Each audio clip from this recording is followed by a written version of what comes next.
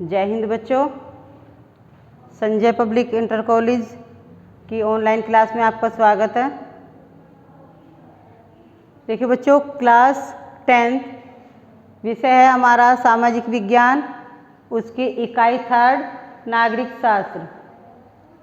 उसका हमारा 3rd part चल रहा है, नागरिक शास्त्र। नागरिक शास्त्र में लेसन 3 लोकतंत्र और विविधता। कल मैंने आपको इसके अंदर 5 पॉइंट थे वो समझाए थे। आज इससे आगे का 6 नंबर का पॉइंट है हमारा सामाजिक विभाजनों की राजनीति। सामाजिक विभाजनों की राजनीति कैसी होती है? कल जो 5 पॉइंट पढ़ाए थे आपने उनको देखा होगा और उनको ध्यान से देखना और समझना ताकि आपको परीक्षा में दिक्कत ना हो। तो हमारा 6 पॉइंट चलेगा। अब इसमें 3 पॉइंट हमारे रह गए थे। आज इन तीनों पॉइंट के विषय में बताऊंगी। 6 नंबर का पॉइंट हमारा सामाजिक विभाजनों की राजनीति। सामाजिक विभाजन के विषय में बताया था कि किसी भी चीज़ का विभाजन करना यानी कि बंटवारा होना। किसी भी समाज की विभिन्न आर्थिक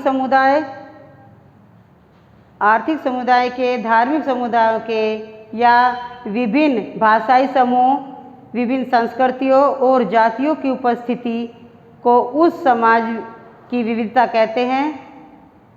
यदि विविधताओं वाले देशों की बात की जाए यानी कि बंटवारे वाले, जिसमें विविधता चली है, हर कहने का मतलब है विभाजन है हो रहा है इसमें, तो बंटवारे के अंदर की बात जो समझाई थी उसी के अंदर से है ये समुदाय का, धार्मिक, भाषाई और संस्कृतियों और जातियों की उपस्थिति। ऐसे विविधताएं वालों देशों की बात की जाए तो सबसे बेहतर, भारत से बेहतर और कोई उदाहरण हो ही नहीं सकता। भारत में इसका सबसे अच्छा उदाहरण है। क्या उदाहरण है इसके लिए? भारत में दुनिया के लगभग सभी समुदाय के यानी कि सभी धर्मों के, सभी समुदायों के लोग रहते हैं। भारत में हजारों भाषाएं, अलग अलग खान पान, अलग अलग पोशाक और तरह तरह की संस्कृति देखने को मिलती है। अनेक भाषाओं के लोग यानी कि भारत में सभी धर्मों के लोग रहते हैं। सभी उनकी अलग अलग भाषाएं हैं, अपनी भाषाओं पर बोलकर समझते हैं एक दूसरे की बात को।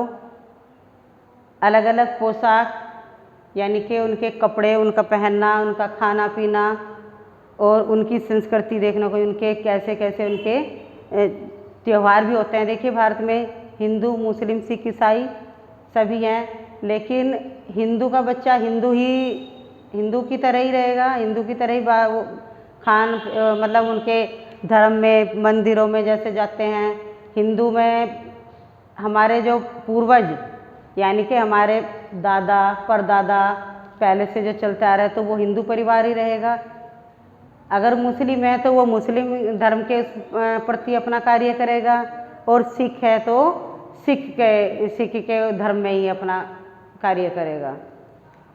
तो भारत में अनेक, किसी भी तरह की कोई परेशानी नहीं है कि जी इसको तो हिंदी नहीं बोलनी आती तो वो नहीं काम कर सकता, नहीं जॉब कर सकता और बात समझने में से दिक्कत होती है। तो यहाँ पे अनेक भाषाएं बोली जाती हैं।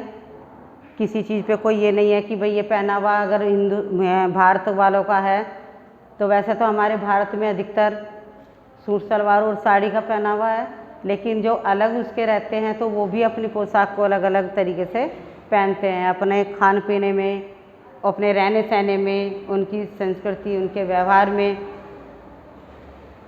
ये सब देखने को मिलता है। और नेक्स्ट पॉइंट है हमारा परिणामों का दायरा। यानी कि परिणाम क्या होता है? रिजल्ट। जैसे कहते हैं आप परीक्षा देते हो कि साल की पूरे साल पढ़ाई की है और लास्ट में उसका जब रिजल्ट आता है तो भाई हमारा परिणाम क्या निकला, हमने कितनी पढ़ाई करी, कितनी मेहनत करी, कैसा रिजल्ट आया। तो परिणामों का दायरा, उसके अंतर्गत क्या किया जाता है? इस बात पर निर्भर करता है कि लोग अपनी सामाजिक पहचान किस रूप में लेते हैं। यदि लोग अपने आप को विशिष्ट मानने लगे, विशिष्ट का मतलब है बड़ा मानने लगे, तो ऐसे में सामाजिक विविधता को पचाना यानी कि उनको बचाना बड़ा मुश्किल हो जाता है। जब अपने आप में बड़ा मानेंगे तो वो छोटों की तरफ तो ध्यान ही नहीं देंगे, किसी और की तरफ उनका ध्यान ही नहीं जाएगा, क्योंकि वो तो अपने आप को बहुत बड़ा माने बैठे हैं। राजनेता सेकंड पॉइंट है हमारा, इसी में ही परिणामों के दायरे में ही है। इसमें 3 पॉइंट हैं। तो पहला तो पॉइंट मैंने बता दिया आपको कि अगर व्यक्ति अपने आप को बड़ा मानने लगे तो उसको पचाना बड़ा मुश्किल हो जाता है।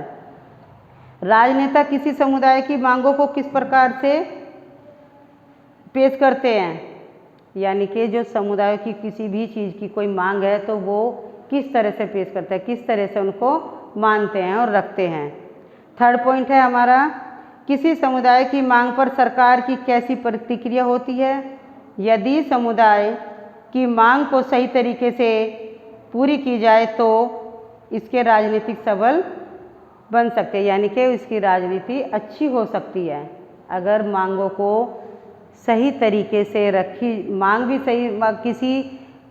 तो ऐसी होनी चाहिए कि जो हमारी सरकार उसे कर भी सके, नहीं तो हर चीज़ के लिए मुद्दा उठा देते हैं, हर चीज़ के लिए झगड़े करने को तैयार हो जाते हैं।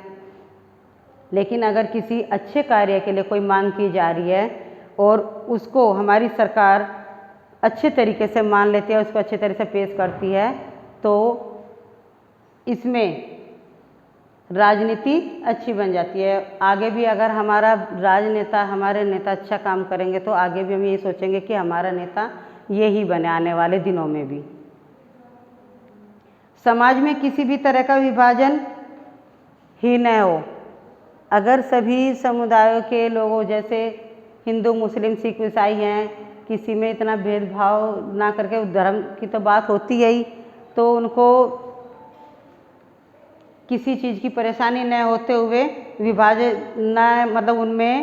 समाज में किसी भी तरह का विभाजन न हो। तो यदि किसी देश सामाजिक विभाजन है तो उसे राजनीति में अभिव्यक्त ही नहीं होने दिया जाना चाहिए, यानी कि उसे राजनीति में नहीं आने देना चाहिए अगर उसकी बात करते हैं। ज़्यादातर देशों में मतदान क्या होता है, जब मान के चलिए अपने गांव में ही देख लीजिए, गांव में, शहरों में, राज्य में, केंद्र में, तो जब मतदान चुनाव होते हैं, ज़्यादातर देशों के मतदान के रूप में सामाजिक और विभाजनों के मध्य एक प्रत्यक्ष संबंध दिखाई देता है। प्रत्यक्ष यानी कि प्रत्यक्ष अप्रत्यक्ष जो साक्षात संबंध दिखाई देता है। जब चुनाव होता है तो चुनाव के दौरान सामाजिक विभाजनों का, यानी कोई कहता है कि जी हम तो वोट उसको डालेंगे, कोई बोलता है कि हम तो उसको डालेंगे। इसके अंतर्गत एक समुदाय के लोग मुख्यतः किसी एक दल को दूसरे दल की तुलना में अधिक पसंद करते हैं। जैसे अब हमारे देश में भाजपा और कांग्रेस, बसपा ये चली हुई है, उसी को वोट देना पसंद करते हैं, उसी को अपना वोट देते हैं। कई देशों में ऐसी पार्टियां हैं जो सिर्फ एक ही समुदाय पर ध्यान देती हैं। कई देश ऐसे हैं कि अपना एक नेता चुन लेते हैं, कोई पार्टी उसमें होती नहीं है, कोई किसी के पक्ष विपक्ष की बात ही नहीं करता है। अगर पक्ष विपक्ष की बात होती है तो वहाँ पे हमेशा यही होता है कि नहीं, हम तो उनको वोट देंगे, उनको वोट देंगे, हमारा नेता ये होगा और हमारा नेता ये होगा। जबकि नेता कोई भी हो जो अच्छा कार्य करे, नेता उसको चुनना चाहिए, सबके हित की बात करे।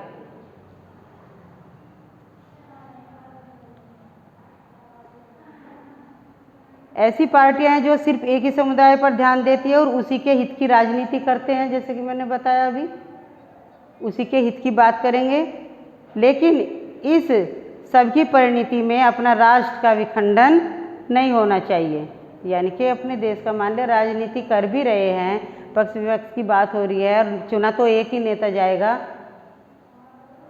और वो नेता बनने के बाद में अगर अच्छा कार्य करेगा तो आगे भी उसे ही चुनेंगे, और अच्छा कार्य नहीं करेगा तो आगे उसको वोट भी नहीं मिलेगी, वोट नहीं मिलेगी, जनता नहीं चुनेगी, तो फिर कैसे राज करेंगे?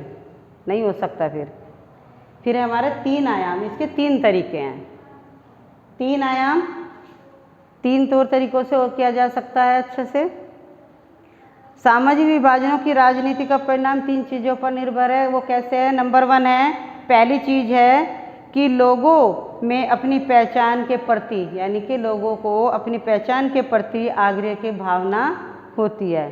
अपनी पहचान अच्छी, ऐसी अच्छी पहचान बनानी चाहिए ताकि दूर से पता लग जाए कि हाँ भाई ये, जैसे कहते हैं ना, अगर किसी का बच्चा अच्छे से पढ़ लिख जाए और अच्छी जॉब मिल जाए, इंजीनियर बन जाए, डॉक्टर बन जाए, या साइंटिस्ट बन जाए, या प्रोफेसर बन जाए, तो दूर से पहचान होती है, अरे ये वो बच्चा है।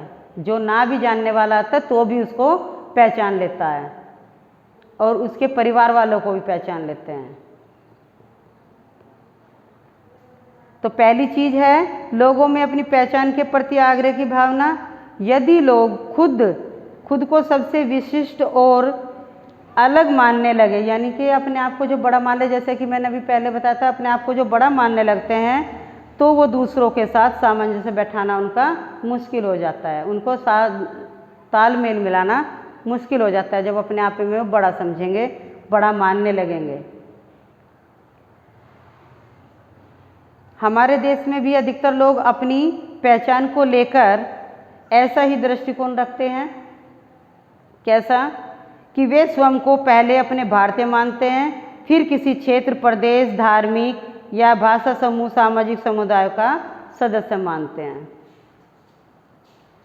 दूसरी महत्वपूर्ण चीज़ क्या है? दूसरी महत्वपूर्ण चीज़ है कि समुदाय की मांगों को राजनीतिक दल में कैसे उठा रहे हैं। संविधान के दायरे में आने वाली और दूसरे समुदायों को नुकसान न पहुंचने वाली मांगों को मान लेना सरल हो जाता है, यानी कि सरल होना, आसान होना, कि उनका काम आसान हो जाता है। और तीसरी मुख्य चीज़ यह है कि सरकार का रुख किस ओर है, सरकार इन मांगों पर क्या प्रतिक्रिया व्यक्त करती है।